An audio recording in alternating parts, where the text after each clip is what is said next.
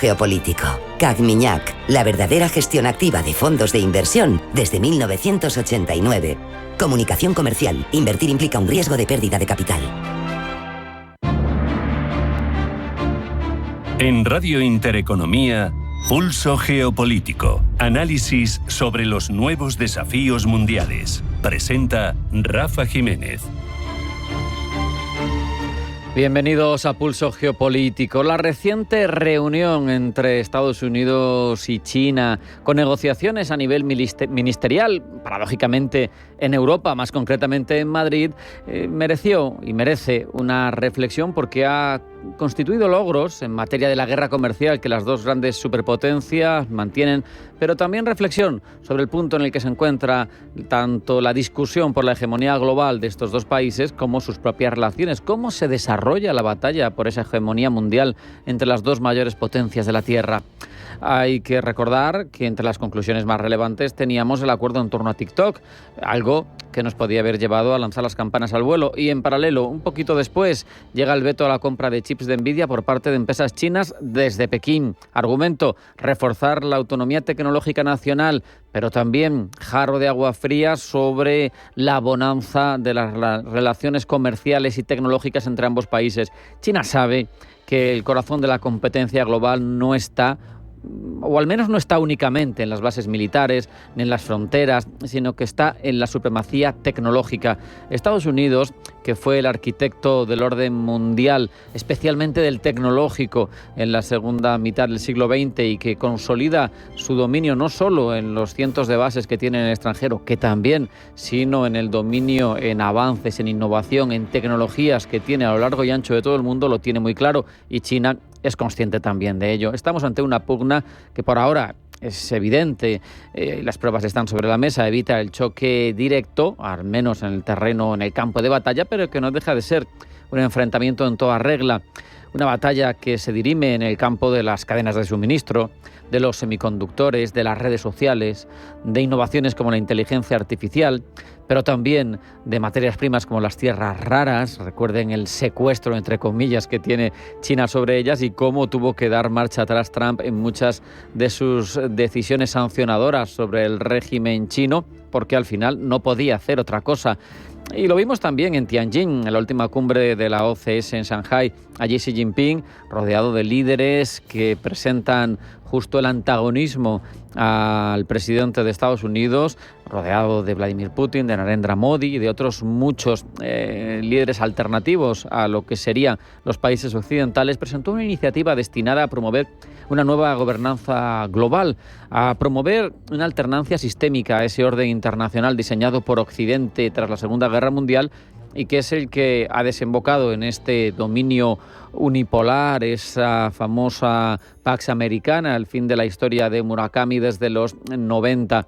Hemos visto cómo el orden de Estados Unidos sigue vigente, es evidente, no va a dejar de ser la primera potencia de un día para otro, y menos con el potencial tanto armamentístico como tecnológico y económico que tiene. Sigue siendo garante de ciertas libertades y de estabilidad, pero China ve, y así lo diagnostica, como un sistema desigual el que viene preponderando desde la posguerra mundial y pensado además para perpetuar el dominio de unos pocos. La pugna, por lo tanto, entre China y Estados Unidos tiene dos capas, una inmediata, que es tecnológica y comercial, donde se están batiendo el cobre, y otra profunda, ideológica y política.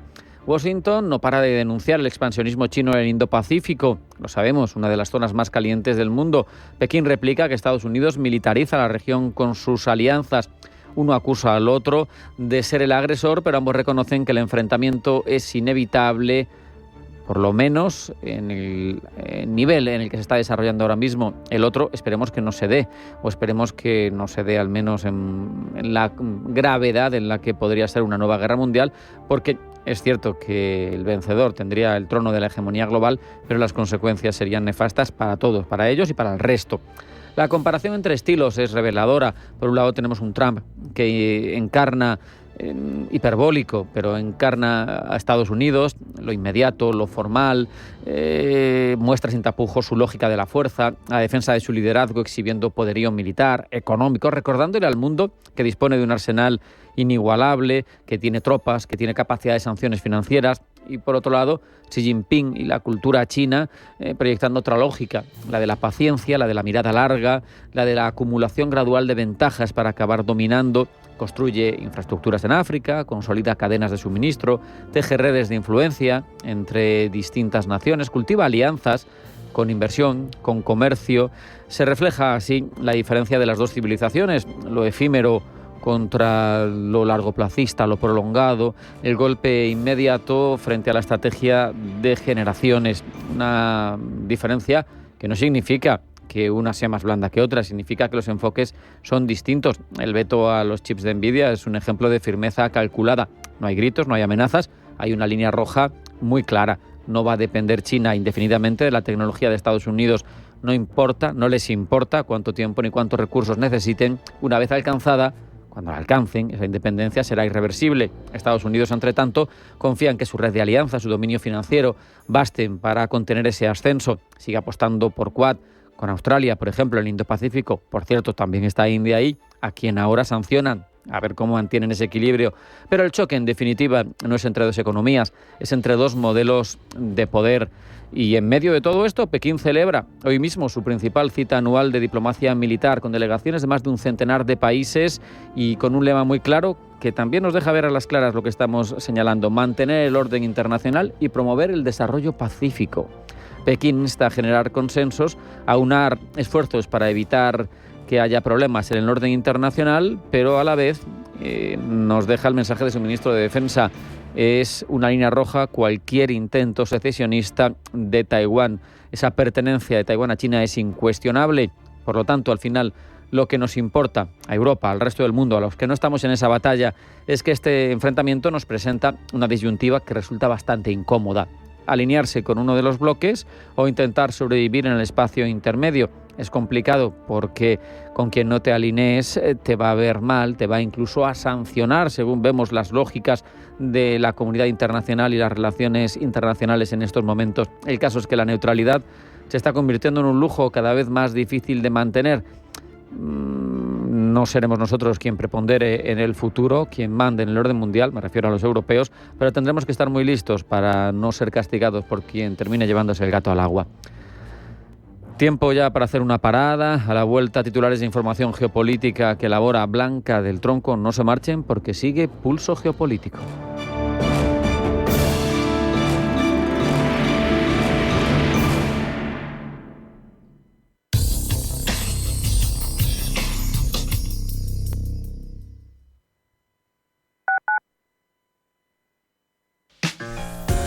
Utiliza la lógica.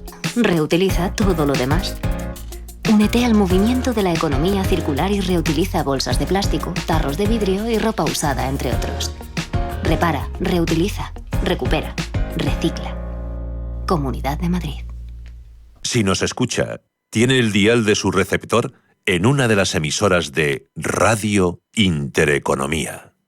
Atención inversor, únete al club de inversión de Grupos Eneas. Estamos especializados en la compra, reforma y venta de inmuebles y otros activos, ofreciendo rentabilidades muy atractivas. Coinvierte con nosotros. 91 639 0347. Grupos Eneas, tu aliado en la inversión.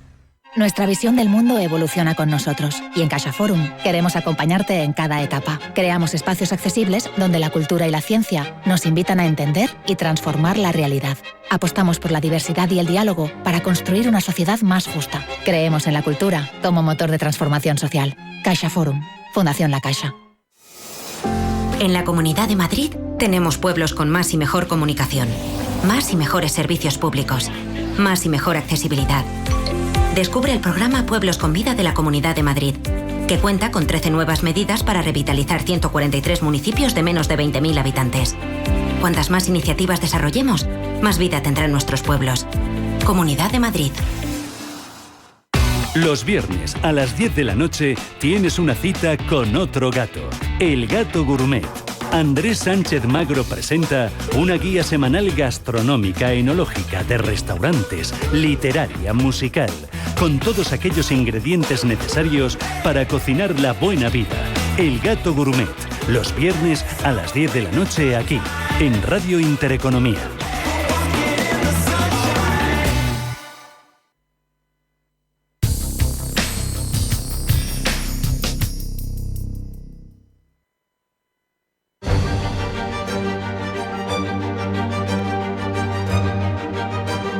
En Radio Intereconomía, Pulso Geopolítico. Presenta Rafa Jiménez.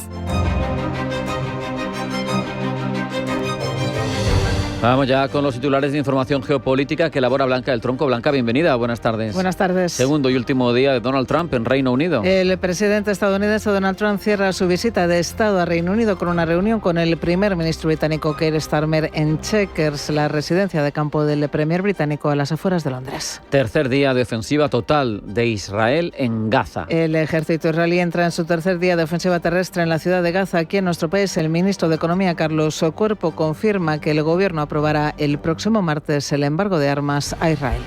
Esta medida, como ya saben, y si no se lo digo, va a ir el martes que viene al Consejo de Ministros. Estamos finalizando la redacción de la misma y lo que hará es, tal cual dijo el presidente del Gobierno, cristalizar en un Real Decreto Ley lo que ya veníamos haciendo en materia, por ejemplo, de control de exportaciones, de prohibición de exportaciones armamentísticas a Israel. Afectaremos también a las importaciones, es decir, tendremos ese embargo ya cristalizado en ley, en nuestra normativa, y estamos puliendo los detalles técnicos y legales para hacerlo lo antes posible y con todas las garantías. Pedro Sánchez recibe en Moncloa al canciller alemán. Es la primera vez que Friedrich Merz visita España, un encuentro que se celebra en un contexto internacional convulso, especialmente por el ataque de Israel a Gaza, ante el que ambos mandatarios discrepan por la respuesta que debe dar la comunidad internacional. Decenas de detenidos en Francia por participar en bloqueos durante la protesta sindical. El gobierno francés ha denunciado que se han detectado intentos de bloqueo y sabotajes por la jornada de huelga y protestas convocadas en Francia para exigir la retirada de los ajustes del anterior gobierno, el de François Bayrou. Las movilizaciones han sido convocadas por los sindicatos y ya se han producido los primeros altercados entre agentes y manifestantes. Protestas en Francia que llegan apenas 8 días después de que Sébastien Lecornu fuera nombrado primer ministro francés. Hoy, desde la izquierda, amenazan incluso con una moción de censura contra él. Olivier Faure, líder de los socialistas franceses. El primer ministro se ha mostrado muy ambiguo con esta intención, sigue consultando y en el momento de hablar no tenemos la menor indicación de lo que haría, por lo tanto seguimos siendo muy cautelosos sobre lo que podría suceder. Hemos dejado muy claro que si su intención es volver a hacer lo mismo que François Bayrou, las mismas causas producirán los mismos efectos y que lo censuraremos desde el inicio del debate sobre la política general para que quede claro, así que por ahora no sabemos nada, simplemente hemos reafirmado lo que defendemos y lo que defendemos para los franceses y francesas. Pour l'instant, nous ne savons rien. Nous avons simplement réaffirmé ce que nous portons et ce que nous portons pour les Françaises et les Français.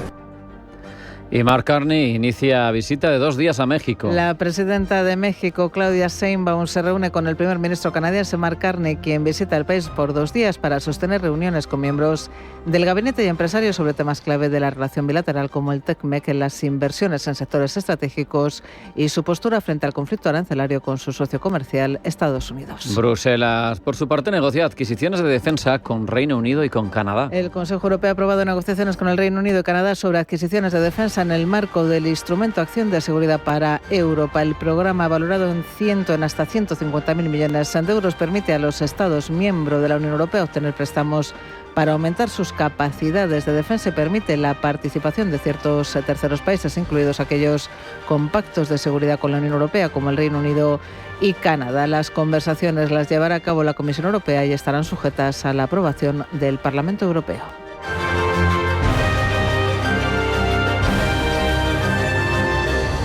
Y ahora hemos conocido en titulares esa información geopolítica, ahondamos en toda ella, Blanca. Este jueves Francia se suma en protestas y huelgas por el descontento generalizado hacia los recortes presupuestarios, servicios públicos, en reforma de pensiones y gastos sociales. De momento se han movilizado entre 600 y 800.000 personas, se han desplegado 80.000 efectivos policiales y se han detenido de momento a 58 personas. Pablo Llanoné. Profesores, conductores de trenes, farmacéuticos y personal hospitalario se han declarado en huelga. Adolescentes han bloqueado sus escuelas. Los sindicatos recorren las calles de las ciudades más importantes del país.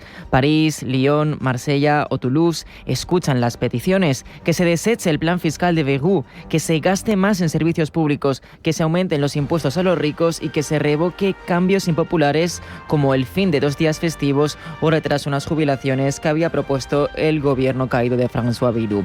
El ministro de Interior saliente, Bruno Retailleau, encargado del despliegue de las autoridades, ha asegurado que se ha logrado controlar los bloqueos previstos. Asegura que el despliegue de nuestras fuerzas de seguridad interna puede haber disuadido y sin duda desestabilizado a quienes pretendían realizar bloqueos en ese momento. Según cifras de última hora, la cifra de 58 personas detenidas ha ascendido ya a 94, especialmente en Nantes. De momento, aunque la mayoría de protestas están siendo pacíficas y sin altercados notables, la izquierdista Mathilde Panot ha denunciado que en uno de los desbloqueos de esta mañana ha habido conductas desproporcionadas, ha dicho, por parte de las autoridades.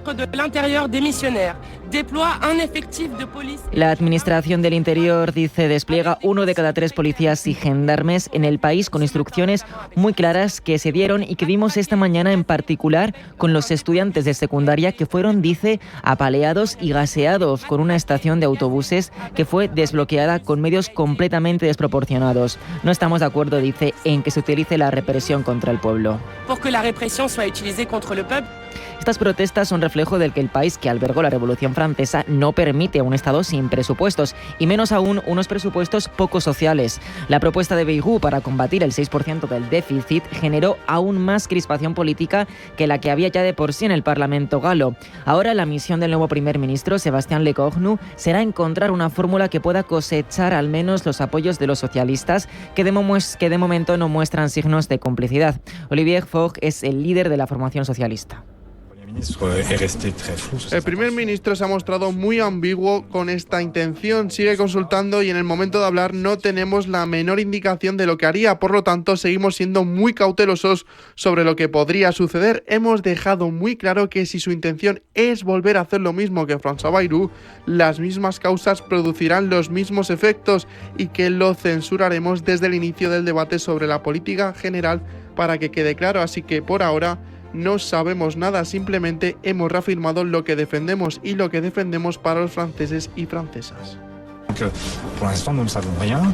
El resto de la oposición será aún más dura de convencer que los socialistas, ya que lo que piden directamente es el final de Emmanuel Macron. Donald Trump concluye su visita de Estado de 2 días a Reino Unido tras la ostentación real de ayer. El presidente estadounidense se ha reunido con el primer ministro británico Keir Starmer, con el que ha abordado asuntos de comercio, pero también temas relacionados con Ucrania y con Gaza. Encuentro entre Starmer y Trump que no ha tenido lugar en Downing Street, sino que el premier británico ha recibido al mandatario estadounidense en su residencia de verano en Chequers. Rubén Gil.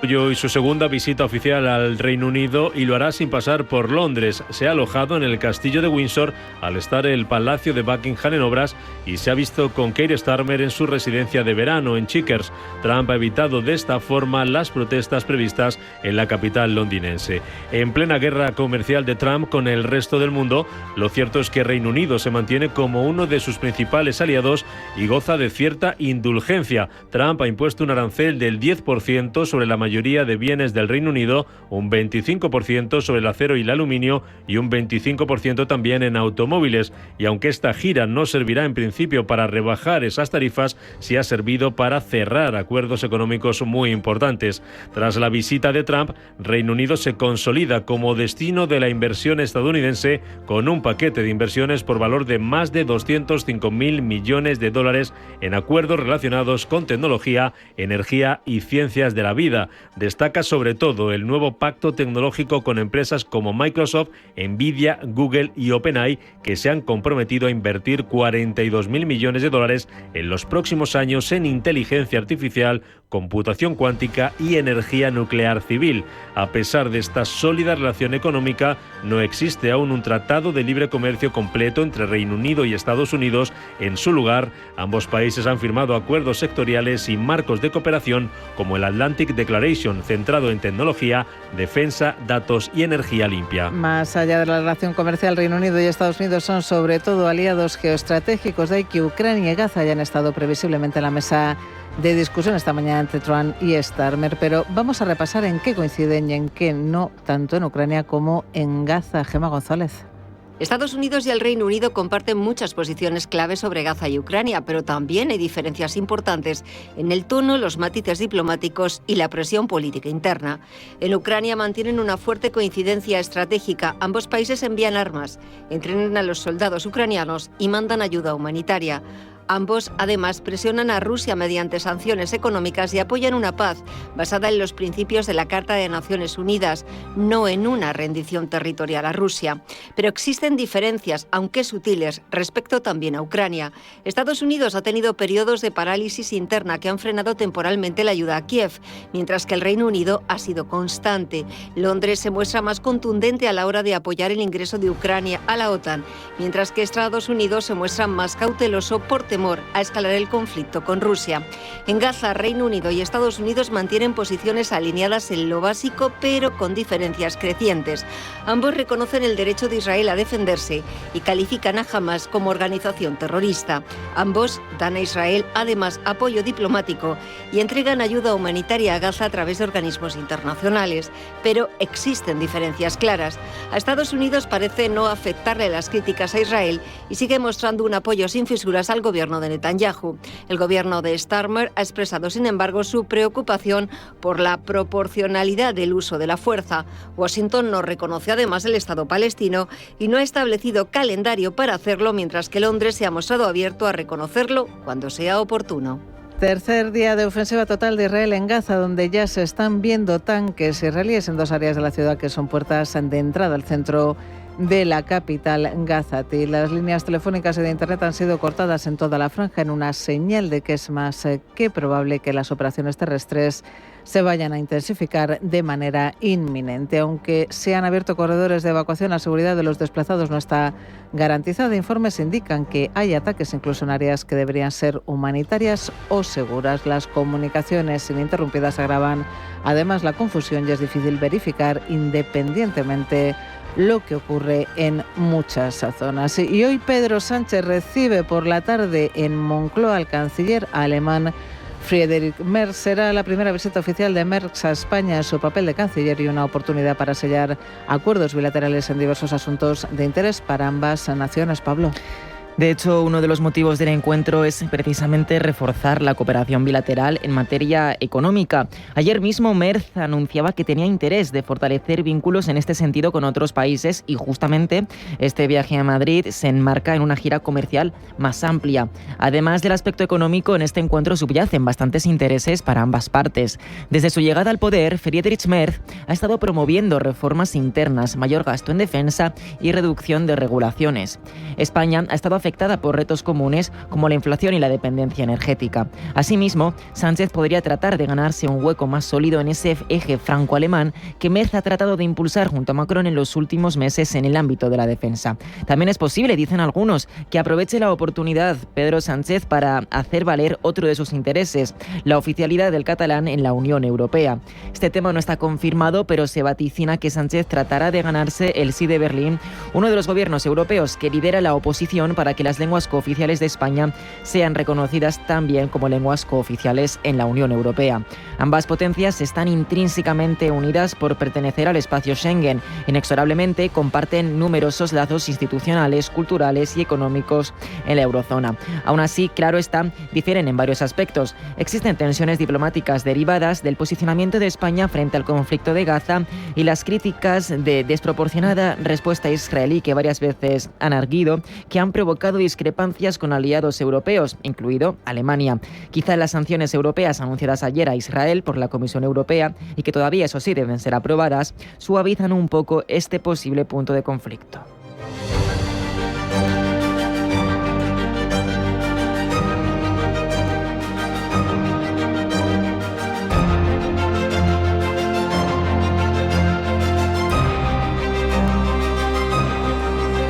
En Radio Intereconomía, Pulso Geopolítico.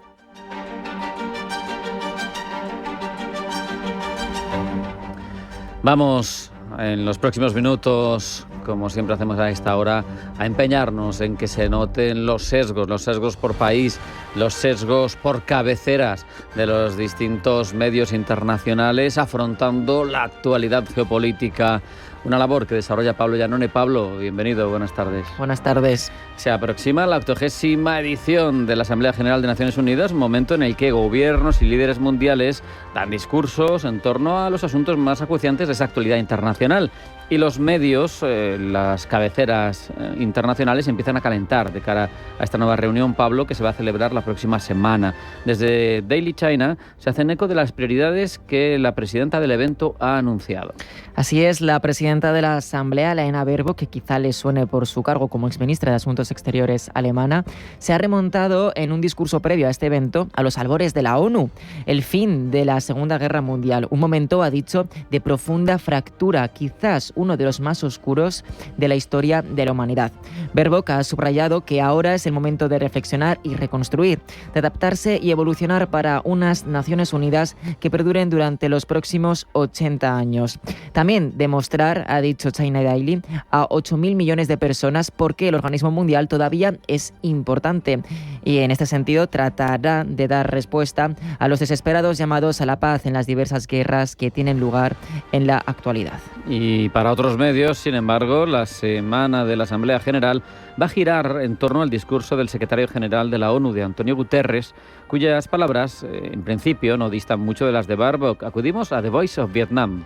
Guterres ha advertido de que las divisiones, los conflictos y las crisis globales han llevado el principio de cooperación internacional a su punto más frágil en décadas. Esta es la parte que destaca el rotativo vietnamita. También dicen que ha pedido medidas drásticas para poner fin a los conflictos en los diversos lugares que acontecen a día de hoy y ha reiterado la necesidad de una paz justa y duradera en el Medio Oriente basada en una solución de los dos estados. Precisamente ayer la Unión Europea anunciaba sanciones sin precedentes a Israel. The Guardian, desde Reino Unido, se cuestiona si con estas medidas se va a empezar a notar la presión sobre el Estado hebreo. Según el medio británico, si este paquete se aprueba oficialmente, será difícil para los líderes israelíes ignorarlo. Las órdenes de arresto de la Corte Penal Internacional prosigue, así como el reconocimiento de Palestina, tienen una importancia simbólica, pero una limitación del acuerdo de asociación con la Unión Europea sería significativa. La Unión Europea, como bloque, recuerda el medio, es el principal socio comercial de Israel. Cambiamos el foco a Extremo Oriente. El medio nipón Nikkei Times se hace eco de la conferencia de Xiangshan, un foro anual de seguridad y defensa organizado por China y al que acuden multitud de países. Según el medio japonés, Pekín usa esta conferencia para cortejar al sur global en medio de las tensiones regionales y de investigaciones de corrupción. En esta cumbre, dice el medio japonés, China ha prometido ampliar lazos militares con otros países, a la vez que ha denunciado lo que denomina la ley de la selva en los asuntos internacionales. El rotativo contrasta que el gigante asiático insta a la paz con una receta algo peculiar, las alianzas militares. Sobre esta idea también reflexiona el medio taiwanés Taipei Times, que dice que China busca la unidad global, haciendo diversas advertencias, algunas en contra de un mundo cada vez más dividido y definido por las reglas de la jungla. Y se hace eco de las siguientes palabras del ministro de Defensa chino. Leo textualmente: la interferencia militar externa, la búsqueda de esferas de influencia y la coacción para que otros tomen partido llevarán a la comunidad internacional al caos. El mundo, ha concluido el ministro de Defensa chino, está en otra encrucijada y tiene que elegir el diálogo en lugar de la confrontación. Desde Arab News, en Oriente Próximo, se hacen eco de que el ministro de Defensa de China ha criticado la lógica hegemónica en ese foro de Pekín. Escogen los siguientes pedazos de su discurso para elaborar la pieza.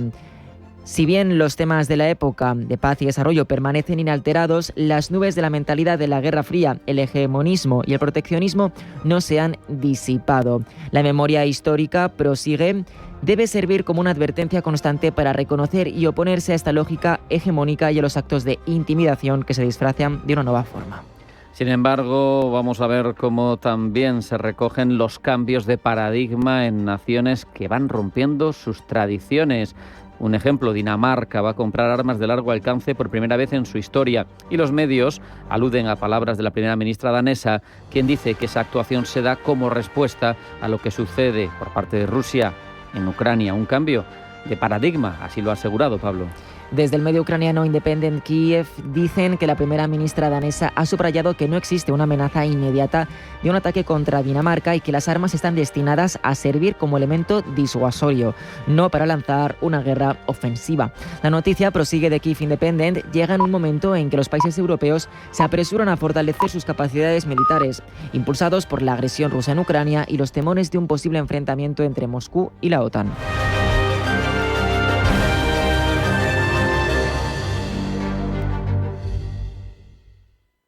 Tengo 25 años y me siguen llamando ¡Vicentín! No me molaba mucho, hasta que descubrí las ventajas de ser Jovenin. Bizum para todo. Viajas con descuentazos y sin comisiones por cambio de divisas. Y pillas chollos en Marcasto.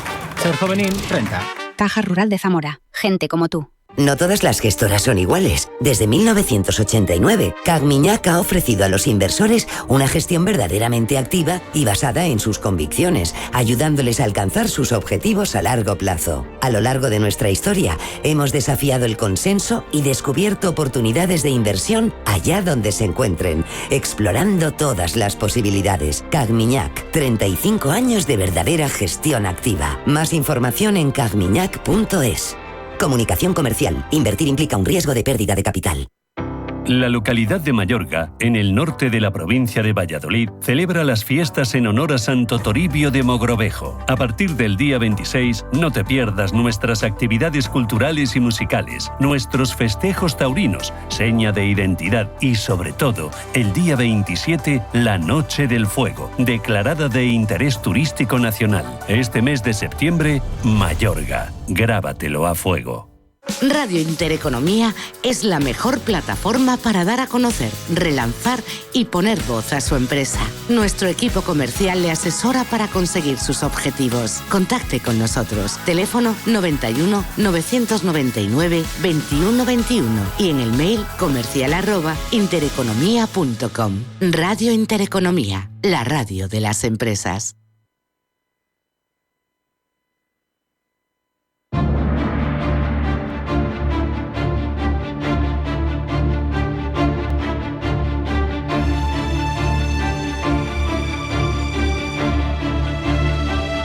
En Radio Intereconomía, Pulso Geopolítico. La geopolítica está condicionando muchos nuevos nichos, muchas apuestas por cuestiones como la autonomía estratégica, como la defensa, de dimensiones colosales en el ámbito de la Unión Europea, y hay quien no quiere quedarse atrás, ni mucho menos, y Aragón, de hecho, quiere situarse en el mapa de la industria de defensa y lo hace con un proyecto muy ambicioso, el Hub Aragón Defensa, una iniciativa relevante que cuenta con el apoyo de distintas instituciones y en un momento en el que, como digo, Europa afronta un proceso de rearme sin precedentes. Vemos cómo el Gobierno de Aragón apuesta por traer inversión en ese campo. Y lo vamos a hablar con Daniel Rey, que es director gerente del Instituto Aragonés de Fomento. Con él queremos conocer qué significa este hub, cómo se articula y qué puede aportar al conjunto de España y de Europa. Daniel, bienvenido, buenas tardes. Buenas tardes y muchas gracias por darme la oportunidad de trasladar este magnífico proyecto. Precisamente, vamos a comenzar con eso. ¿Qué es exactamente el Hub Aragón Defensa y cómo surge, impulsado por el Gobierno autonómico?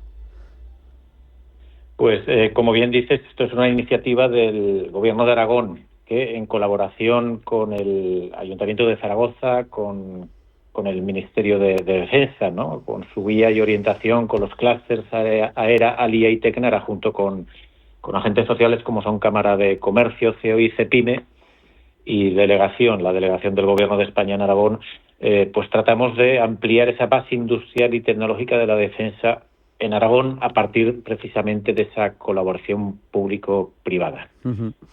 El Hub cuenta ya, si no me equivoco, con más de un centenar de empresas adheridas. ¿Qué perfiles empresariales lo integran, Daniel? ¿Qué sectores tendrían mayor peso? Pues efectivamente, tenemos en torno a 100 empresas adheridas a este Hub de defensa en Aragón, empresas referentes del ámbito militar y del ámbito en Aragón como Instalafa, como ARPA, AUNAF, en Binefar y otras muchas. Y también empresas con otra actividad, pero con línea de negocio en seguridad y defensa. y efectivamente tenemos una muy buena base de empresas duales y empresas potenciales como para sumar capacidades empresariales a esa necesaria respuesta común ante el reto actual al que nos enfrentamos. Daniel, explícitanos algún apoyo concreto que ofrece el Gobierno de Aragón a estas empresas. Me refiero, por ejemplo, a ayudas a digitalización, innovación, prototipado, esas variedades de elementos que pueden ser susceptibles de tener esas ayudas. Muy bien, pues básicamente trabajamos en 5 ámbitos de actuación, con el punto de partida, como decía, de ese vínculo entre el Ministerio, las instituciones y las empresas. Y hablamos de programas de aceleración de empresas que ya están en defensa o de diversificación de aquellas otras que tienen interés y tienen potencial como para abrir una línea de negocio en este ámbito. También es importante en este sector la visibilidad de las capacidades de las empresas y del conjunto del ecosistema de seguridad y defensa en la región.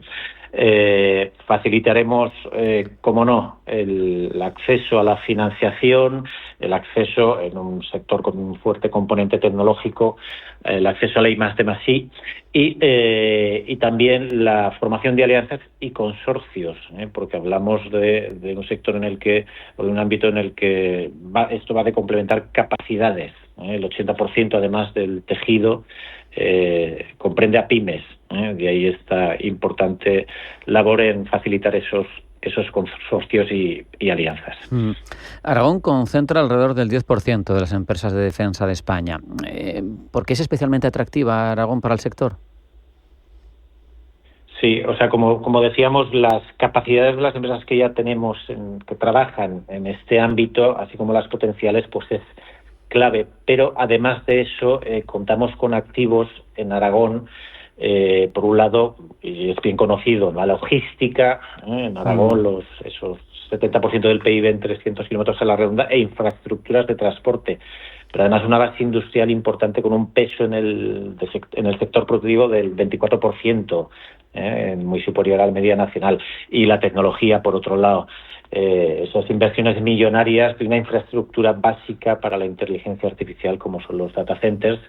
Eso por un lado, pero es que además la presencia militar de la Defensa Nacional de Aragón, con esos 15.000 efectivos y con infraestructuras como el mayor campo de tiro de Europa o el mayor centro de reciclado de aviones en Europa, en este caso en Teruel. 6 centros de enseñanza, empezando por la Academia General Militar o la Academia Logística o el CUT, y varios, en total 8, entre unidades de control y mando y unidades de operativa logística, es decir, que contamos con una serie de infraestructura en el ámbito de la defensa importante por cómo construir ese campo de especialización y complementar esas capacidades y reforzar esa necesaria respuesta que decíamos.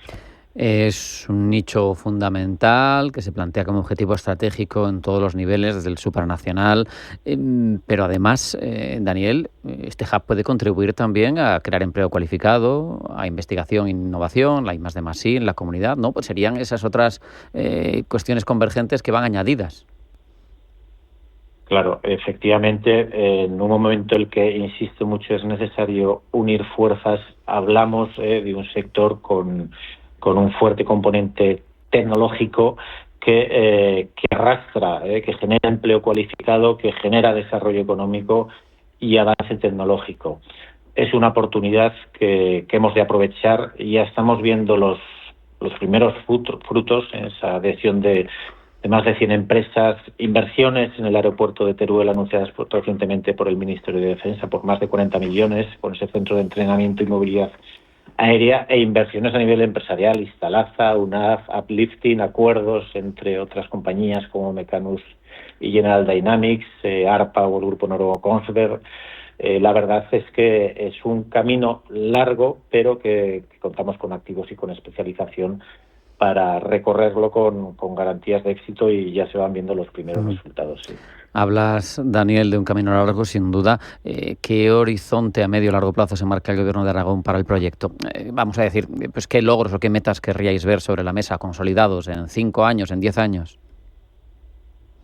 Bueno, efectivamente es un camino largo, y yo digo que todo empieza por un primer paso. Contamos con una buena base, vamos a seguir dando pasos, no solo estamos lanzando esos programas que decía de aceleración y de diversificación de empresas, sino que estamos lanzando retos de innovación abierta, ayudas a la digitalización, al desarrollo de prototipos I+D+I, y al final complementamos capacidades a nivel nacional. Por supuesto que esperamos, yo lo digo, muchas empresas que se están interesando en estos programas por diversificar, por entrar en el negocio de la defensa. Las inversiones son muy importantes y los plazos es verdad que apremian, y confiamos en que esas empresas que quieren incorporar este sector en 1 o 2 años empiecen a ver resultados. Hay que ser realista con los plazos, claro, en cuanto a la incorporación de empresas en este nuevo sector. Pero, en fin, como te decía antes, también estamos viendo ya resultados de aquellas empresas que ya están ahí, que están con proyectos de inversión y de desarrollo. ¿Cómo es difícil poner metas cuantitativas sobre la mesa? Te pido una cualitativa. Claro. Aragón cree que con la necesidad y la obligatoriedad de que España desarrolle una industria propia de defensa en este contexto, ¿Aragón aspira a ser un pilar fundamental de esa estrategia nacional? Por supuesto, pero no porque busquemos un protagonismo especial, sino que lo que buscamos es esa especialización y esa complementariedad con otras regiones, porque insisto que este es un sector en el que se trata de complementar capacidades, y tenemos activos y singularidades y capacidades y oportunidades como para que Aragón sea un referente en esa necesaria respuesta común de todo el país al que pertenecemos. La verdad es que el desafío es apasionante. Yo incluso me pregunto, desde tu posición, no sé si eres el encargado de coordinar todo, pero yo empiezo a pensar, Gobierno de Aragón, Ayuntamiento de Zaragoza, Delegación de Gobierno, clústeres tecnológicos, Cámara de Comercio, y digo, es colaboración público-privada, con lo que también hay que incorporar a esto las empresas, pero un desafío de este tamaño es verdaderamente complejo de desarrollar, porque hay muchísimos actores implicados y todo tiene que engrasarse para que funcione bien, ¿no? Pues está claro, pero yo creo que hemos comenzado este proyecto con un alineamiento de todos aquellos que formamos parte del Hub Aragón. Es verdad que en Aragón estamos en un momento de desarrollo y de oportunidades en el ámbito tecnológico, industrial, logístico, entre otros, agroalimentario, y creo que estamos unidos todos en torno a un proyecto común, también en este ámbito de la defensa, y contar con el Ministerio de Defensa, que participó, por supuesto, en esa presentación del Hub la pasada semana. Contar con su guía y con su apoyo es clave. Y a partir de ahí, como todo en la vida, pues requiere trabajo, cabeza y foco en este proyecto, y explotar esos activos que los tenemos y esas capacidades e intereses de las empresas por sumar. Lo tenemos muy claro y vamos dando pasos, y, como te decía, viendo los primeros resultados, y seguro que muchos más que van llegando. Estamos confiados en ello y en eso estamos trabajando todos juntos. No podemos más que desearos mucha suerte, porque le vendrá bien a Aragón, pero le vendrá bien al conjunto de España, sin duda, en un desafío como el que tenemos por delante. Daniel Rey, director gerente del Instituto Aragonés de Fomento, muchas gracias por ponernos al día de este Hub Aragón Defensa. Un abrazo, hasta la próxima. Muchas gracias, un abrazo.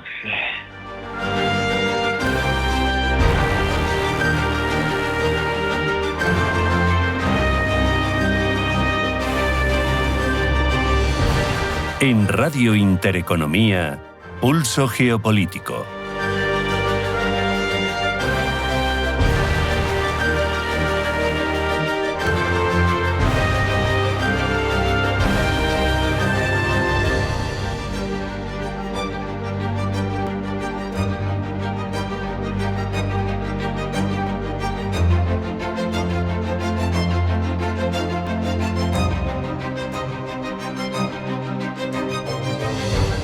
La Unión Europea se enfrenta, lo sabemos, a un dilema histórico, porque aspira a ser una potencia, a hablar con una sola voz en política exterior, pero muy a menudo se ve atrapada entre sus divisiones internas, la presión de las grandes potencias. que son muy aliadas o que lo son un poco menos, y su capacidad de ser influyente en el nuevo orden mundial se mide hoy casi en otros rings de combate, los que tienen como participantes a Estados Unidos, a China, pero también en conflictos concretos en los que quizá no está teniendo el eco la Unión Europea que debería, y alguno incluso en su propio territorio natural, ¿no?, como es el conflicto de Ucrania. Nos preguntamos si puede Europa convertirse en un actor decisivo del nuevo orden mundial o si va a quedar condenada a ser un mero acompañante. Y para responder a esas preguntas hablamos con Juan Jesús López Martínez, que es analista internacional. Juan Jesús, bienvenido, buenas tardes. Hola, muy buenas tardes, Rafa.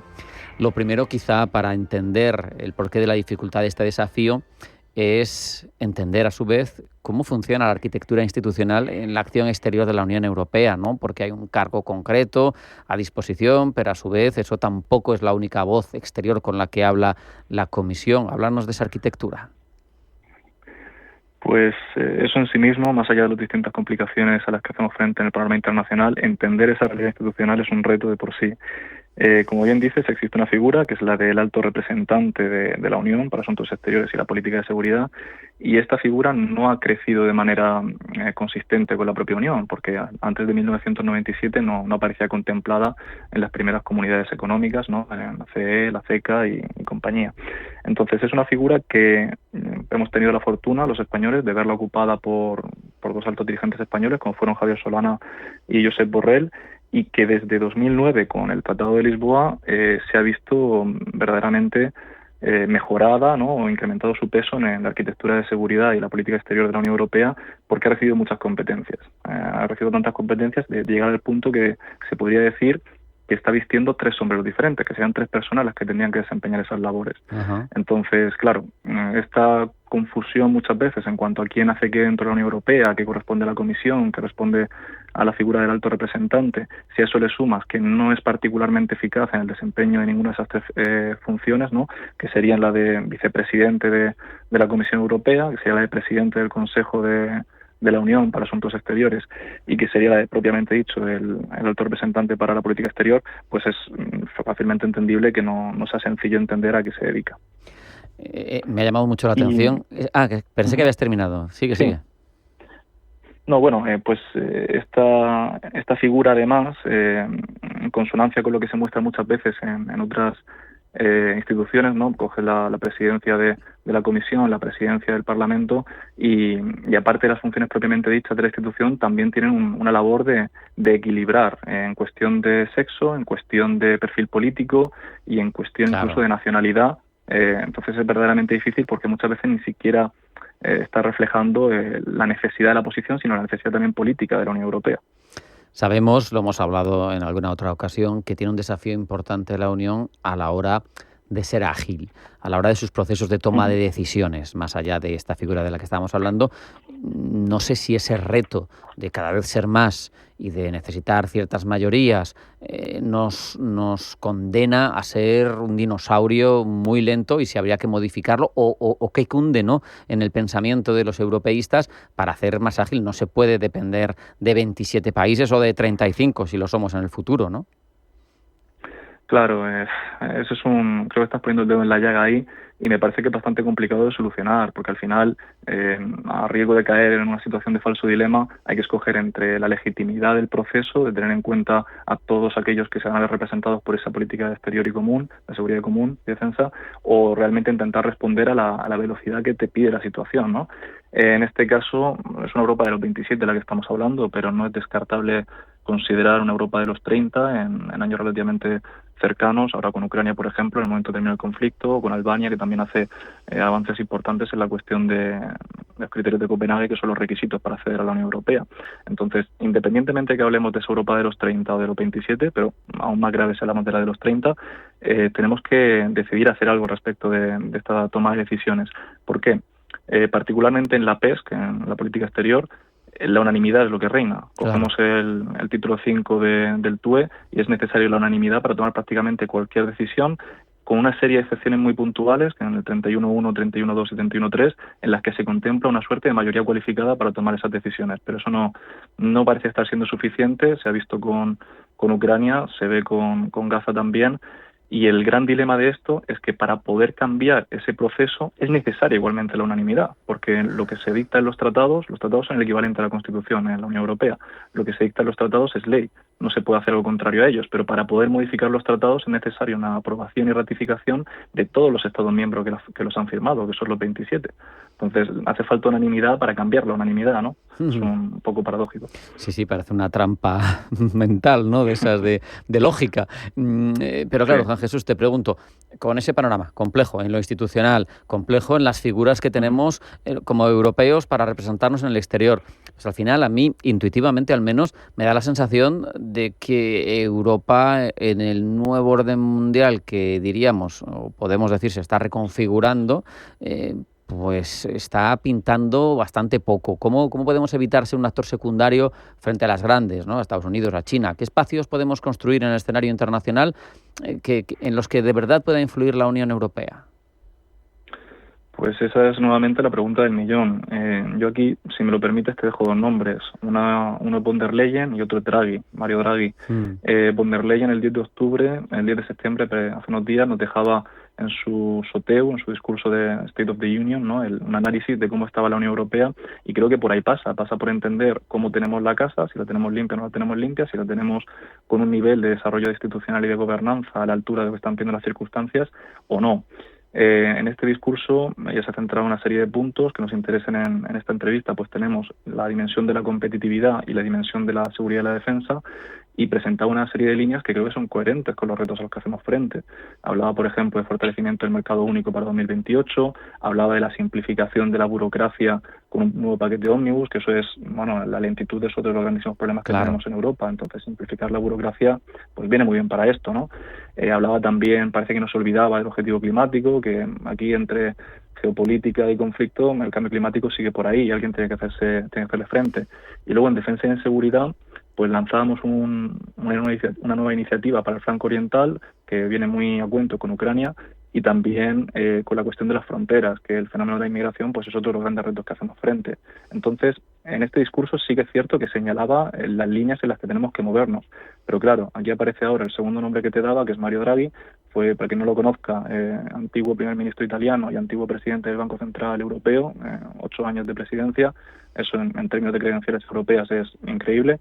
Y este señor señalaba con mucha educación, pero también no con menor pertinencia por ello, que estos planteamientos, si bien interesantes, muchas veces están fallando en la materialización de vías concretas de acción. Él elabora un informe en 2024 con 383 recomendaciones, el informe Draghi, que se hizo muy sonado, y actualmente se han cumplido 11.2% de esas recomendaciones. Volvemos al tema de la rapidez, ¿no? Claro. Si estamos apuntando en la dirección adecuada, pero no estamos llegando en el tiempo adecuado, es suficiente. Da la sensación de que un bloque con, permíteme lo grosero de las cifras, 500 millones de personas, que ahora nos parece una masa crítica interesante si comparamos con España, pero que va siendo escasa con lo que se mueve en el mundo, pero con 19 billones de dólares de PIB, que estamos a la altura, un poquito por encima de China, pues tendría que pintar más, pero también da la sensación, en el análisis de las influencias geopolíticas, de que las relaciones económicas como instrumento de poder, también la moral, el ir con la autoritas, ¿no?, de la ética, de ser la cuna de la democracia, ya no son suficientes, hay que poner algo más. Sí, esto es otra gran cuestión. Preguntas muy buenas, para variar. Esta es otra gran cuestión, porque aquí incluso una base identitaria. ¿Hasta qué punto podemos ser otra cosa diferente de lo que la historia nos ha hecho ser y hemos decidido ser nosotros mismos, ¿no? La Unión Europea nace con una idea muy clara, que es prosperidad contra conflicto. Nace en una Europa devastada y nace recogiendo en su artículo 2 del TUE una serie de valores en los que se defiende por los derechos humanos, el multilateralismo, que ahora mismo se encuentra en crisis absoluta, todo este tipo de cuestiones, ¿no? Si parece que ahora los tiempos demandan algo diferente, que es otro debate que se podría y se debe mantener. ¿Hasta qué punto la Unión Europea puede transicionar por completo de lo que ha crecido siendo y convertirse en lo que algunos defienden que debe ser? Porque es otro tema también, ¿no? Parece que para lidiar con China, con Estados Unidos o con otros gigantes, parece que no podemos ser buenos. Es complicado eso. Nos vamos quedando sin tiempo, pero quiero tocar varios asuntos en paralelo, si me lo permites, con una relación transatlántica, que no digo que se vaya a extinguir, pero que está cuestionada. Es evidente que Estados Unidos giró la cara hacia el otro océano. Con la existencia de otra gran superpotencia, ya no está solo Estados Unidos, China, con quien no quieres acercarte mucho por si te da el abrazo del oso, pero necesitas, y con un sur global, si me permites el término que no le gusta a mucha gente, pero bueno, con India, ¿hacia dónde tiene que ir esta Unión Europea? Porque es evidente que no puedes romper lo tradicional, porque te unen muchas cosas, pero que tampoco puedes quedarte como estabas. Claro, en esta cuestión lo primero es entender que el sistema internacional es diferente a lo que conocíamos. Tras la Guerra Fría tenemos un hegemón que es Estados Unidos, es el árbol más grande que mejor sombra ofrece, y quien quisiera hacer algo tenía que acercarse a esa potencia. A día de hoy, hemos tenido hace unos días una conferencia de la Organización de la Cooperación de Shanghái, en la que China presentaba un mundo multipolar, y así es. Creo que nos toca vestirnos de equilibristas. Toca entender que Estados Unidos se está convirtiendo en un actor, al menos con la administración Trump, que el límite es 2028, pero ya veremos, se está convirtiendo en un actor tremendamente imprevisible en lo comercial, en la seguridad, y bueno, pues el sur global, que yo tampoco soy un gran fan del término, se está alzando. Siente que se tiene una deuda histórica. India es una potencia excolonial con Reino Unido, que actualmente, si la juntas con China, junta un tercio de la población mundial, y que a pesar de tener buenas relaciones con Estados Unidos, está jugando de maravilla, por ejemplo, ese rol de equilibrista, comprando un petróleo muy barato a Rusia, siendo sancionado por Estados Unidos por ello, negociando el acuerdo comercial con la Unión Europea en base a esos nuevos aranceles de Estados Unidos, a la vez que participaba en unas maniobras militares con Rusia en Bielorrusia, simulando la invasión de un Estado miembro de la Unión Europea ficticio. O sea, creo que India ejemplifica perfectamente esos malabarismos que el sistema internacional actual va a exigir de algunos actores, y bueno, pues nosotros como europeos tenemos que jugar en los términos que nuestra identidad y nuestros valores nos permitan, en esas nuevas reglas que nosotros no estamos marcando, pero que tenemos que intentar adaptarnos a ellas. Y a pesar de lo negativo, creo que tenemos margen para hacerlo bien, y creo que hay margen para, de alguna manera, felicitar la gestión actual. Fíjate, te aludías a la OCS, pero es que hoy mismo Pekín celebra su principal cita anual de diplomacia militar con delegaciones de más de un centenar de países, apelando a los consensos, al orden internacional, pero poniendo líneas rojas con Taiwán, hablando de no descartar el uso de la fuerza. Juan Jesús, me ha encantado esa figura retórica que has utilizado de vestirnos de equilibristas. Veremos si somos capaces de hacerlo. Como siempre, ha sido un placer hablar contigo estos minutos, Juan Jesús López, analista internacional. Un abrazo, hasta la próxima. Muchísimas gracias, Rafa, el gusto es mío. Un abrazo. Hasta aquí hemos llegado en esta edición de Pulso Geopolítico. Reflexión sobre el combate de las dos superpotencias ahora mismo. Noticias, cabeceras y dos asuntos. Las autonomías en España se van poniendo las pilas para que seamos autónomos en defensa. Lo hemos visto con Aragón y hemos hablado de la política exterior de la Unión Europea. No hay tiempo para más. Sean felices. Siguen Pulso Geopolítico. Hasta mañana.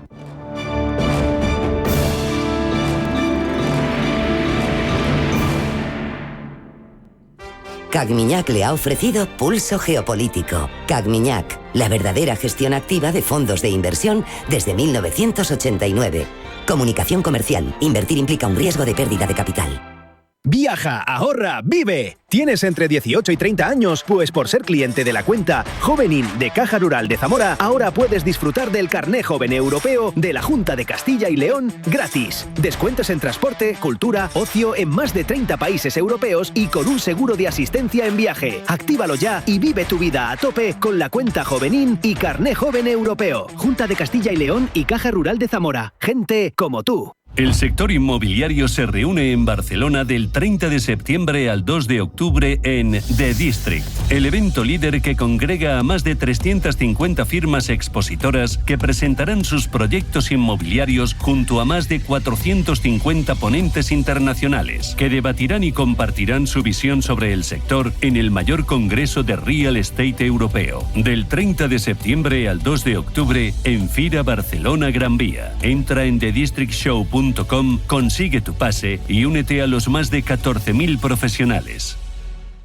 Descubren células madre. Arranca 1995. Llega la inteligencia artificial. La sociedad avanza y la publicidad con ella. Por eso en Autocontrol, anunciantes, agencias y medios, llevamos más de 30 años evolucionando para seguir cuidando de que la publicidad que recibes sea leal, legal, honesta y veraz. Autocontrol, por una publicidad responsable.